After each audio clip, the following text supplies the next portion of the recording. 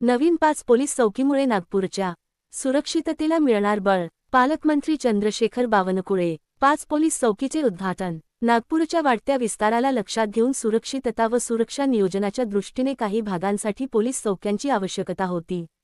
मुख्यमंत्री देवेंद्र फडणवीस यांनी नागपूर शहराच्या सुरक्षिततेच्या दृष्टीने दिलेले निर्देश लक्षात घेऊन शहरातील 5 ठिकाणी पोलीस चौकींची उपलब्धता करण्यात आली आहे.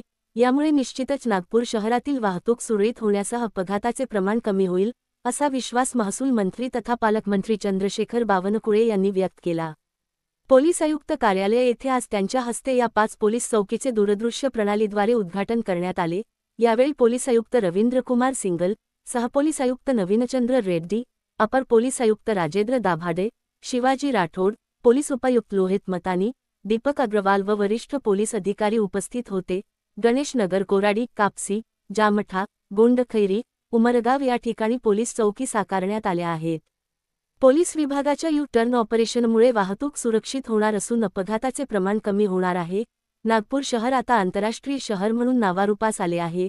सुरक्षित नागपूरसाठी युवकांचा सहभाग आवश्यक असून त्यासाठी पोलीस विभागाने युवकांना सोबत घेऊन सुरक्षित नागपूर उपक्रमाला लोकसहभागाची जोड द्यावी, असे आवाहन पालकमंत्री चंद्रशेखर बावनकुळे यांनी केले.